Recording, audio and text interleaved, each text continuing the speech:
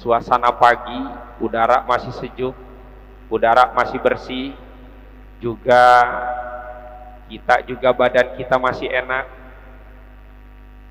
kepala kita masih dingin, belum tercampur dengan yang lain. Pagi-pagi kita sudah berjuang untuk bangun, berjuang untuk mempersiapkan diri ibadah kepada Allah, berangkat dari rumah menuju tempat ini dengan niat semata-mata ingin mencari ridho Allah. Kita melaksanakan rangkaian-rangkaian ibadah yang sudah kita lakukan. Semoga sholat fajar, semoga doa, semoga sholat subuh berjamaah yang kita lakukan diijabah, diterima oleh Allah Subhanahu wa ta'ala. Dan kita nggak perlu ragu dengan pahala yang Allah berikan kepada kita. Sholatul fajri, rok'atail fajri khairu minad dunya wa ma fiha. 2 rakaat sholat sunnah fajar qobliyah subuh itu lebih baik daripada dunia dan seisinya. Kita nggak perlu ragukan lagi, itu nanti jadi simpanan kita ntar di akhirat. Lalu sholat subuhnya Nabi mengatakan man sholat jama'atan, man sholat subha jama'atan, siapa saja yang sholat subuhnya dikerjakan dengan berjamaah, faka'an nama sholat lailan kulluh, maka seakan-akan dia sholat semalam suntuk. Mudah-mudahan ini keutamaan ini terus kita lakukan tiap hari. Kita ingin mengejar apa? Ridho Allah Subhanahu wa ta'ala yang spontan. Insya Allah kalau kita lakukan dengan cara yang baik, insya Allah Allah akan memberikan yang terbaik pula kepada kita semuanya. Apalagi kata Nabi, ya Ali, wahai Ali, apabila sholat subuh nih sudah engkau laksanakan, faq'ud makanaka, maka duduklah engkau di tempat sholat kamu, hatta tatlu asyamsu, sampai terbit matahari. Duduk. Boleh kita zikir, boleh kita baca Quran, boleh taklim seperti ini sampai terbit matahari. Maka dikatakan oleh Nabi, kataballahu hajjatan wa umrotan, maka Allah catat tuh kepada orang yang habis sholat subuh sampai terbit matahari, dia di situ duduk berzikir, baca Quran, baca sholawat, atau mendengarkan kajian seperti ini, hajjatan wa umrotan, bagaikan orang haji dan umroh, bagaikan orang haji dan umroh. Au itqorokobah, atau orang yang memerdekakan budak. Au sodakotan, atau dia bersedekah alfa dinar, 1000 dinar fisabilillah, di jalan Allah. Jadi kalau kita urut qobliyah subuhnya, kita diberikan dunia dan seisinya. Sholat subuhnya kita kerjakan dengan berjamaah, bagaikan kita sholat semalam suntuk. Belum kita duduk di tempat ini, maka lihat pahalanya dicatat oleh Allah, kita bagaikan orang haji atau umroh, atau orang yang memerdekakan budak, atau orang yang bersodakoh 1000 dinar fisabilillah, di jalan Allah.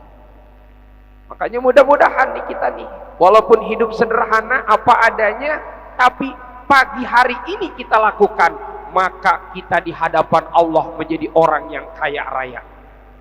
Bagaimana enggak kaya raya Bapak Ibu? Dunia dan seisinya diborong sama kita. Berapa harga dunia sekarang Pak? Berapa harga dunia? Jangankan dunia dah. Nih rumah tuh ruko yang ada di depan tuh berapa tuh satunya tuh? Ya, tapi bukan ruko, bukan satu perumahan, bukan satu pulau, bukan satu negara, bahkan dunia dan seisinya Allah berikan kepada orang yang sholat fajar. Cukup berapa rakaat? 2 rakaat. Berapa menit kita sholat sunnah fajar tadi? Ada 5 menit? Enggak. Ada 4 menit? Enggak juga. Ada 3 menit. Taruh dah 3 menit. Coba 3 menit diberikan sama Allah pahalanya dunia dan seisinya. Kan kalau melihat ukur-ukuran kerja, sesuai nggak Pak dengan gajinya? Lebih gede gajinya apa kerjanya? Lebih gede gajinya.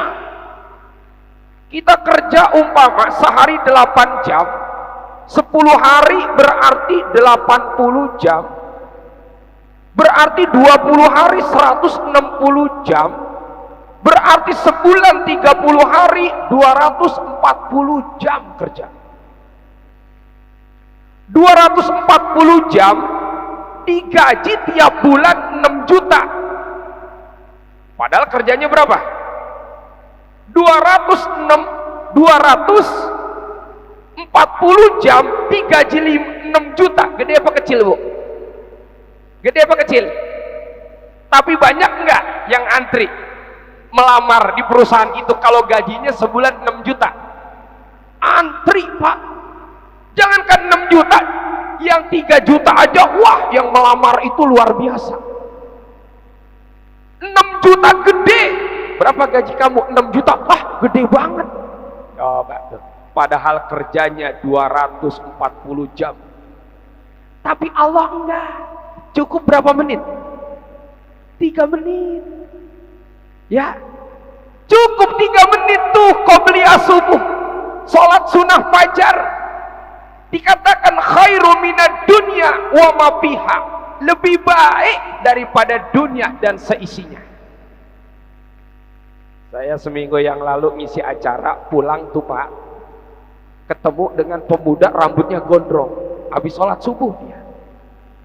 Apa kata dia? Ustadz, saya semenjak pernah mendengar kajian bahwa sholat 2 rakaat sebelum subuh itu lebih baik daripada dunia, itu yang selalu saya incar tiap hari.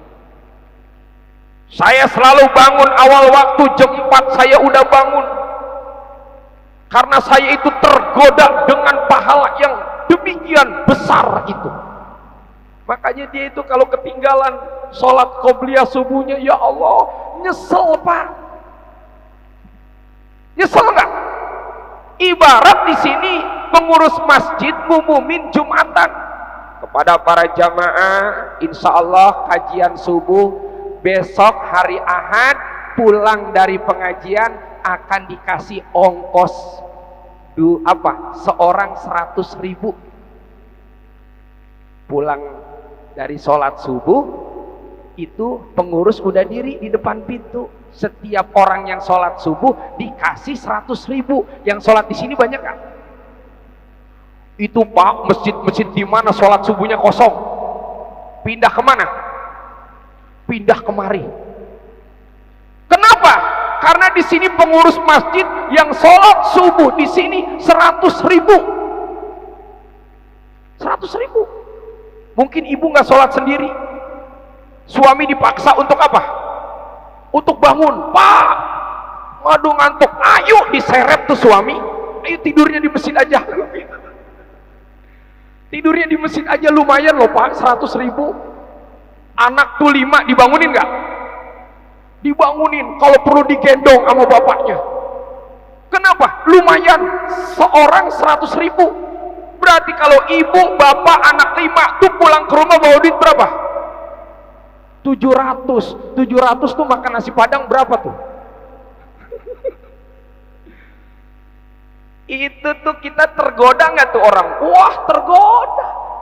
Tapi dibujuk sama baginda Nabi Muhammad sallallahu alaihi wasallam, itu lebih baik daripada dunia dan seisinya.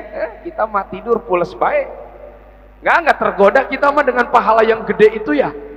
Enggak, tenang-tenang aja. Masya Allah. Inilah ujian keimanan kita ya. Ujian keimanan kita, kadang-kadang kita itu lebih tergoda dengan materi yang cash dibalas oleh Allah di dunia. Tapi kita enggak tergoda dengan pahala yang begitu gede, yang kalau di dunia kita enggak merasakan, tapi ini sebagai simpanan kita nanti di akhirat. Karena kita bakalan pulang enggak ke akhirat Bapak Ibu? Bakalan pulang enggak? Insya Allah bakalan pulang, semuanya akan meninggal, semuanya akan mati. Orang kaya, orang miskin, raja-raja, rakyat jelata, Pak Ustadz, kenceng banget. Nyebut Pak Ustadznya mati. Mati kita. Apa yang kita bawa ntar pulang menghadap Allah? Dunia mah begini-begini aja, rumah mah nggak ngikut, kendaraan yang sebagus apapun nggak ngikut, uang yang banyak nggak ngikut, ya nggak ikut itu. Baju yang bagus-bagus nggak ngikut juga, diganti cukup dengan kain putih, cukup dengan kain putih. Sampai pernah Bapak Ibu, ada seorang bapak itu udah, maaf ya, itu menjelang akhir usianya, dia kumpulin anak, anaknya ada 4, dikumpulin tuh, ini wasiat nih si bapak. Nah, bapak sebelum menutup ya mata bapak pesen, tolong di dalam sepatu itu ambil kaos kaki. Diambil aja kaos kaki. Itu yang kaos kakinya jempolnya udah bolong, Bu. Ya, jempolnya udah bolong. Nah, tolong nanti setelah bapak dimandikan, ya, lalu mau dikapankan, tolong pakaikan kaos kaki ini. Ya Allah, itu kata anaknya, baik bapak. Nggak lama tuh bapak itu meninggal. Amil jenazah sudah memandikan, siap mau diapain, Bu? Mau ditutup, mau dibungkus dengan kain kafan. Kata anaknya yang pertama, Bapak Amil tunggu ya, pesen si bapak wasiat, katanya sebelum dibungkus nih dengan kain kafan, tolong pakaikan kaos kaki ini. Kata Pak Amil, nggak boleh, nggak boleh, cukup kain kafan aja. Bapak ini wasiat loh Pak. Coba tanya adik-adik saya. Iya Pak, wasiat Bapak tolong pakaikan kaos kaki ini. Kata Amil, nggak boleh, nggak boleh. Wah Pak, akhirnya itu jenazah belum ditutup, belum dibungkus. Antara Amil dengan anak-anak dari almarhum pada bersikeras, Amil jangan, sedangkan ini anak katanya ini wasiat dari bapaknya. Akhirnya warga, kalau begitu panggil Pak RT dah. Pak RT datang bawa amplop Pak, isinya surat. Dulu ayah kamu pernah datang ke rumah saya, kata Pak RT, ya ngasih ini nih amplop, katanya isinya si surat. Pas dibuka, dibacakan sama Pak RT. Apa isi surat itu? Singkatnya kata si ayah, anak-anakku, kalian pasti lagi berantem dengan Pak Amil gara-gara kaos kaki yang udah bolong tuh. Nah, kalau kita meninggal dunia, jangankan rumah, kaos kaki butut aja nggak dibawa. Kaos kaki yang udah butut aja tuh nggak boleh ngikut. Cukup yang dipakaikan di tubuh kita ya cuma beberapa lembar kain putih. Begitulah nak dunia, kalian kejar-kejar, ternyata yang kalian kejar itu pun nggak akan kalian bawa. Kalian mikirin dunia, nanti apa yang udah kalian pikirkan dan apa yang udah kalian dapeti nggak akan ngikut. Masya Allah, sehingga anaknya itu sadar, oh ini pelajaran dari si bapak, bahwa janganlah kita itu sibuk mengejar dunia, akhirnya dunia yang kita sudah dapati kita tinggalkan. Yang kita bawa menghadap Allah adalah amal. Amal yang baik yang kita lakukan yang akan kita bawa. Hanya mudah-mudahan ini, ya majelis subuh seperti ini menjadi satu perbendaharaan, menjadi satu celengan, menjadi salah satu simpanan yang memang mungkin ibadah kita belum banyak seperti para sahabat, seperti orang-orang yang soleh, Tapi mudah-mudahan ini menjadi bukti, mudah-mudahan nanti di akhirat apa yang kita lakukan Allah akan berikan kepada kita semuanya. Amin ya Allah ya Rabbal alamin. Bapak Ibu yang Allah muliakan, kajian kita ringan saja tentang keistimewaan baginda Nabi Muhammad sallallahu alaihi wasallam. Yang tadi sholawatnya udah kita baca, sholawat Jibril, sholawat Jibril. Coba Bapak Ibu, sholawat ini Ibu dawamkan, Ibu biasakan. Karena luar biasa ini, pendek, nggak panjang, dan ini banyak ulama-ulama yang mengamalkan. Minimal baca sehari 1000. Pesantren Lirboyo ditanya oleh kiainya, Pak Kiai, murid dari mana-mana, pesantren kecil jadi besar, banyak alumni pesantren itu jadi ulama. Apa amalannya? Ternyata amalannya baca sholawat yang tadi minimal 1000 kali sehari. Ya, sallallahu ala Muhammad, sallallahu ala Muhammad, sallallahu ala Muhammad, sallallahu ala Muhammad. Kita punya hajat, kita punya kebutuhan, baca sholawat ini. Baca sholawat ini. Sampai ada seorang guru itu pembangunan masjid udah 3 tahun belum beres-beres. Sampai itu guru datang ke jamaah, tolong amalkan ba'da subuh, baca bareng sholawat ini 1000 kali. Sallallahu ala Muhammad, sallallahu ala Muhammad. Ibu punya hajat apa? Pengen punya rumah? Pengen punya mobil? Pengen punya kendaraan? Pengen pergi haji, pergi umroh? Sallallahu ala Muhammad, sallallahu ala Muhammad, sallallahu ala Muhammad. Dan ini keistimewaannya, diantaranya sholawat ini. Nah, manusia yang mulia yang selalu kita sebut karena orangnya istimewa, manusia yang istimewa. Bapak Ibu, Nabi itu ada 124.000 Nabi. Dari 124.000 Nabi Allah seleksi karena Allah angkat dia menjadi Rasul. Rasul itu ada 313 Rasul. Dari 313 Rasul Allah catat, Allah tulis namanya, Allah ceritakan kehidupannya di dalam Quran. Ada 25 Nabi. Dari Adam, Idris, Nuh, Soleh hingga Nabi Muhammad. Dari 25 Nabi diseleksi lagi oleh Allah, karena Allah akan beri gelar Ulul Azmi. Ada 5 Ulul Azmi: Nabi Ibrahim, Nabi Musa, Nabi Nuh, Nabi Isa, dan Nabi Muhammad sallallahu alaihi wasallam. Dari 5 Ulul Azmi ini Allah seleksi lagi yang akan Allah beri gelar Uswatun Hasanah, suri tauladan, model contoh bagi kehidupan kita nih sebagai manusia.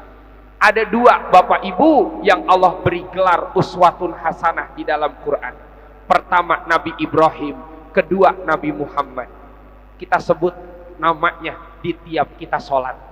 Allahumma sholli ala Muhammad wa ala ali Muhammad kama shallaita ala Ibrahim wa ala ali Ibrahim wa barik ala Muhammad wa ala ali Muhammad kama barakta ala Ibrahim wa ala ali Ibrahim. Muhammad Ibrahim, Muhammad Ibrahim. Kita sebut itu 2 nama itu karena 2 orang ini adalah uswatun hasanah. Dari 2 nih manusia ini Allah pilih 1. Ashraful anbiya wal mursalin, rasul dan nabi termulia, dialah baginda Nabi Muhammad sallallahu alaihi wasallam. Ini manusia yang agung, Allah yang mengagungkan karena akhlaknya yang begitu paripurna. Maka Allah puji nih Nabi Muhammad, wa innaka la'ala khuluqin azim. Ya Allah, Sesungguhnya di dalam pribadi Muhammad ini nih terdapat budi pekerti yang agung, kata Allah. Al-Azim itu kan sifat Allah. Shadaqallahul azim. Tapi Allah ridho, rela keagungannya itu diberikan kepada Nabi Muhammad Sallallahu Alaihi Wasallam.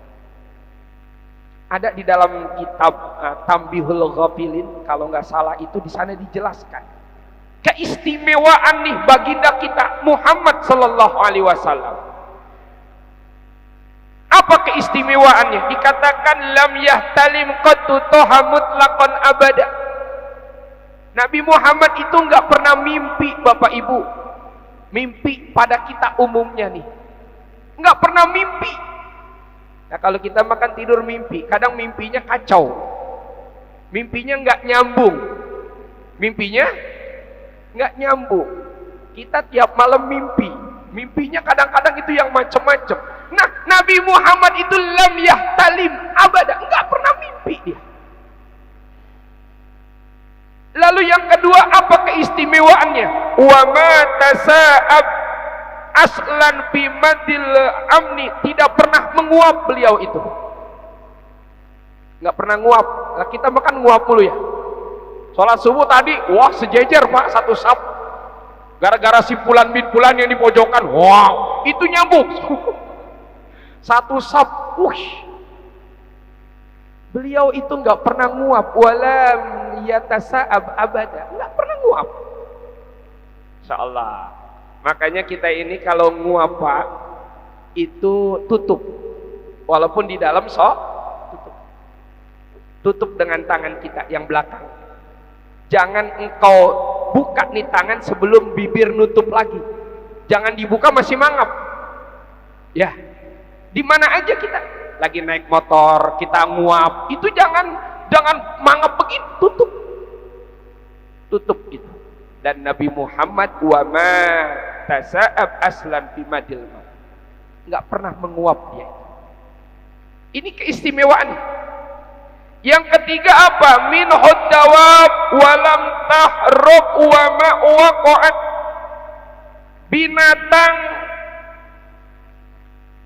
Binatang buas, binatang yang liar taat sama beliau, tunduk.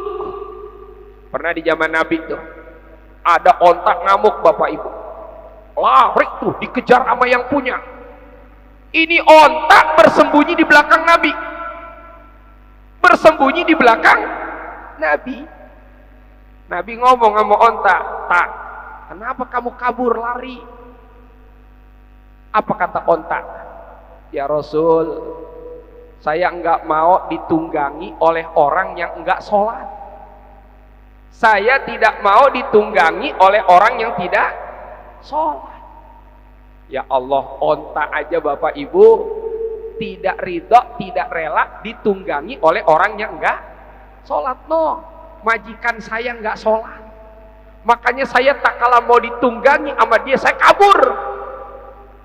Tuh onta aja tuh, onta aja nggak mau ditunggangi oleh orang yang nggak sholat. Tuh kalau motor bisa bicara Pak, motor bisa bicara.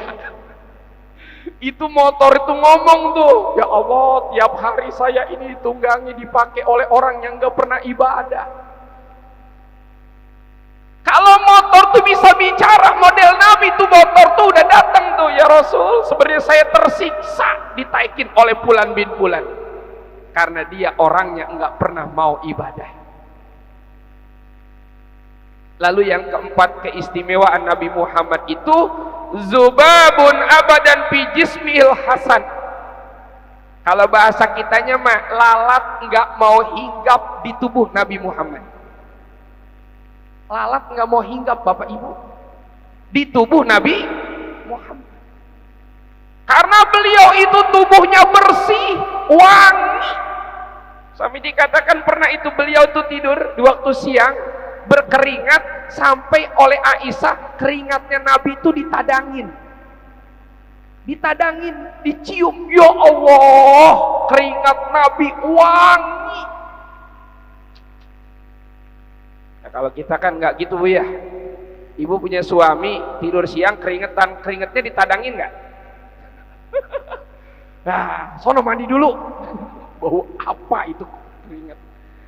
Tapi beliau itu lalat aja nggak berani hinggap di kulit beliau. Ya Allah. Lalu yang kelima, bihalbihi ka'amami ru'yatu sabakat, melihat arah belakang seperti melihat ke arah depan dalam kejelasannya. Jadi beliau itu tak kalah melihat ke depan, beliau tahu siapa yang ada di belakang. Tak kalah beliau wajahnya ke depan, menatap ke depan, beliau tahu siapa yang ada di belakang dia, dan nggak ada bedanya antara pandangan ke depan dengan pandangan ke belakang. Padahal beliau nggak tahu siapa yang ada di belakangnya, tapi beliau bisa tahu siapa yang ada di belakang. Kalau kita makan nggak gitu ya. Kalau kita matuh, pandangan kita terbatas, kita menatap tembok, cukup tembok, tapi kita nggak tahu siapa yang ada di balik tembok. Tapi Rasulullah diberikan keistimewaan oleh Allah. Beliau tahu, kalau beliau menatap ke depan, dan beliau tahu siapa yang ada di belakangnya. Selanjutnya yang keenam, wala yura asru baulin minhu bi'alan. Jadi kalau beliau itu buang air kecil, buang air besar, maka kotorannya langsung ditelan oleh bumi. Jadi nggak ada asar, tidak ada bekas. Kalau kita makan, wah banyak bekas, malah jadi masalah kotoran manusia sekarang. Jadi masalah nggak? Jadi masalah. Ya. Tiap rumah kita punya penampung. Tapi Nabi Muhammad enggak, tiap dia buang air kecil, buang air besar, maka ditelan itu kotorannya oleh bumi. Sehingga tidak ada asar, tidak ada bekas. Kalau ada asarnya Pak, ada bekasnya. Yang namanya kita manusia, kadang-kadang ini orang yang mulia, itu kotorannya diapain? Khawatir diambil. Ya khawatir diambil, ini kotoran Nabi. Langsung ditaruh di museum, kan repot. Enggak. Ya sekarang kan manusia begitu. Jangankan manusia, kadang hewan aja yang dianggap ini istimewa, hewan yang dianggap mulia, sampai kotorannya aja pada apa? Kadang-kadang berebutan itu. Berebut kotoran. Katanya nih binatang yang istimewa. Wah, kotorannya langsung dibaurin ke tubuhnya, dibawa pulang. Tapi Nabi Muhammad sallallahu alaihi wasallam, kalau beliau itu buang air kecil, buang air besar, maka langsung ditelan oleh bumi, diserap. Selanjutnya yang ketujuh, wa qalbuhu lam yanam wal ainu qad na'isat. Kalau beliau tidur, matanya merem, tapi hatinya melek. Tidur matanya merem, tapi hatinya enggak tidur. Ya beliau itu kalau tidur ya udah matanya aja, tapi hatinya. Kalau kita tidur semuanya, kalau kita tidur semuanya, mata tidur, hati kita juga enggak ingat apa-apa. Makanya saya punya teman bapak, itu HP-nya ditaruh di samping dia, 2, tapi HP-nya hilang. Ternyata ada orang malam-malam itu masuk ke dalam rumah, itu dilangkahin, itu yang lagi tidur, diambil HP-nya. Yang lagi tidur nggak tahu dah, nggak tahu, nggak sadar. Kenapa? Saking apanya? Saking pulesnya. Tapi Nabi Muhammad matanya merem, matanya tidur, tapi hatinya enggak.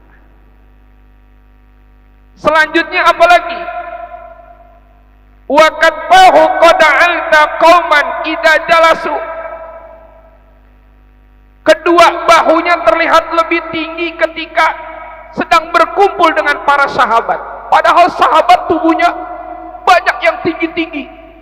Tapi tak kala Nabi berkumpul dengan mereka, justru Nabi yang lebih pendek kelihatannya lebih tinggi di hadapan para sahabat.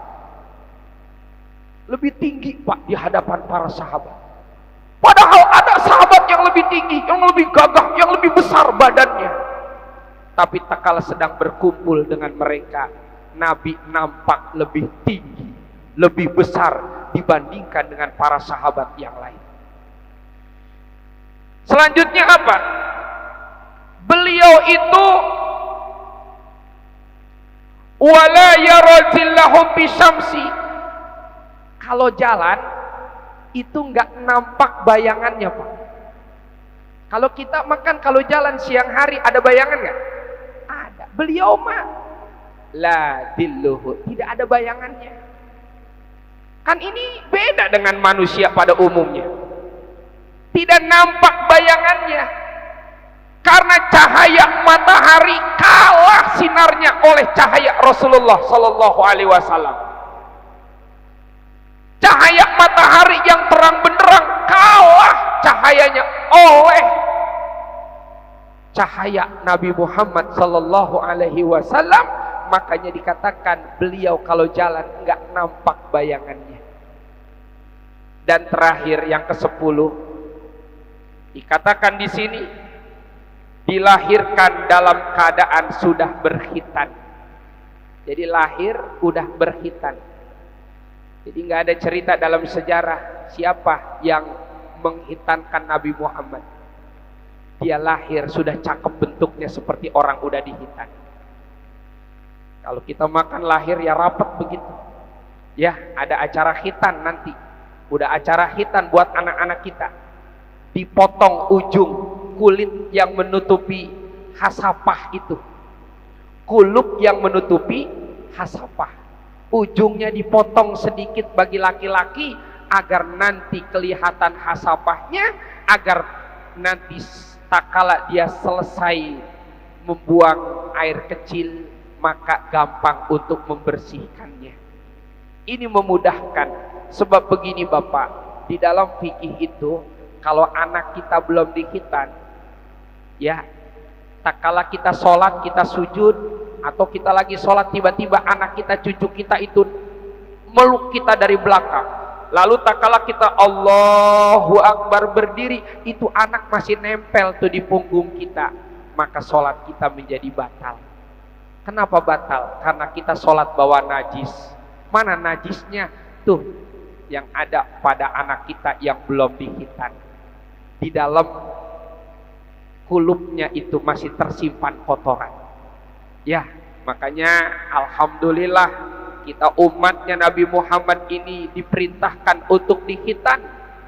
Dan alhamdulillah setelah dikhitan kita menjadi orang yang sehat walafiat. Sebab kalau belum dikhitan, banyak sekarang ini anak setahun 2 tahun dibawa ke dokter karena katanya kalau kencing selalu nangis, kalau kencing selalu nangis. Setelah diperiksa ternyata ada penyumbatan di dalam apa? Kulit yang menutupi hasapahnya itu. Makanya obatnya apa? Dihitan, disunat. Biar apa? Biar bersih itu kotoran. Yang namanya anak-anak kadang-kadang kan saking asiknya main, kadang dikencing aja, pengen kencing ditahan itu. Kencing ditahan dan nggak pernah istinja, nggak pernah dibersihkan.